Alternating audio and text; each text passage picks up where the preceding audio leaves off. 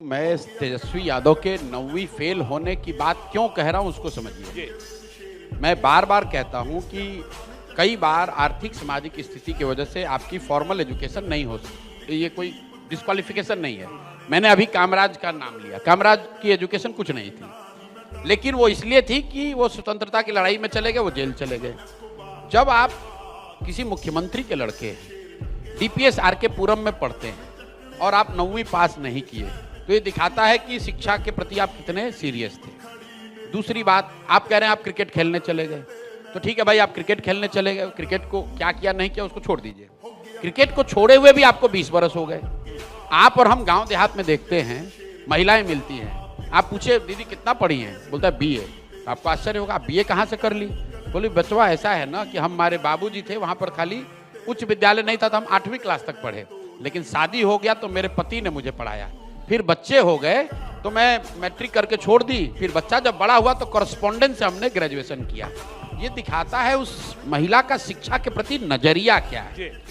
अब मैं आपको एक एग्जाम्पल देता हूँ। कल मैं देख रहा था, कहीं तेजस्वी यादव ने कहा कि अरे स्टीव जॉब्स भी नहीं पढ़े थे।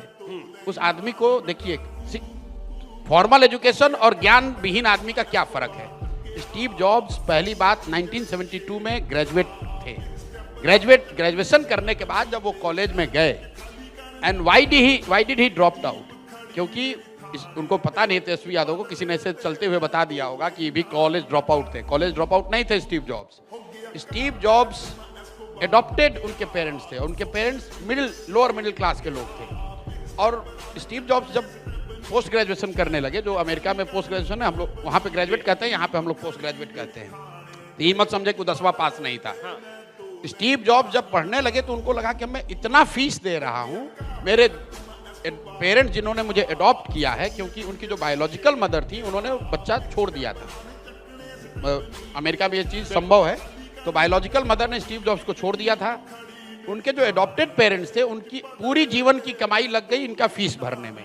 स्टीव जॉब्स को ये रियलाइजेशन हुआ कि भाई मैं इतना पढ़ रहा हूँ, इससे तो कुछ फायदा है नहीं, मेरे पेरेंट्स की सारी कमाई भी जा रही है। उन्होंने कॉलेज से ऑप्ट आउट किया, लेकिन कैंपस नहीं छोड़ा। तेजस्वी यादव को नहीं मालूम है, स्टीव जॉब्स वहां पर नीचे डॉर्मेट्री में रह के उसी कॉलेज में 18 महीने तक हर वो कोर्स सीखा स्टीव जॉब्स ने जिसमें उसकी रुचि थी। उसमें एक थी कैलियोग्राफी, क्योंकि उसी कॉलेज में कैलियोग्राफी की पढ़ाई सबसे अच्छी होती थी। और जब स्टीव जॉब्स ने मैकिन्टोश बनाया, जो आप कंप्यूटर पे देखते हैं कीबोर्ड, तो स्टीव जॉब्स ने अपने इंटरव्यू में कहा कि अगर मैंने कैलीग्राफी वहां नहीं सीखी होती तो आप कंप्यूटर का ये कीबोर्ड नहीं देखते। बिल्कुल। तो ये ज्ञान यही नहीं, उसके बाद he studied Buddhism, he came to India only to study and learn. किसी बात को सुपरफिशियली आप जानते हैं तो यही होता है, यही फर्क है ज्ञान विहीन होने का। किसी ने कह दिया स्टीव जॉब्स भी कॉलेज ड्रॉप आउट है। अरे भाई, स्टीव जॉब्स के बारे में जाके पढ़ो, उस आदमी ने पूरे देश दुनिया का यूनिवर्स का सिस्टम बदल दिया। स्टीव जॉब्स की आप बात करते हैं।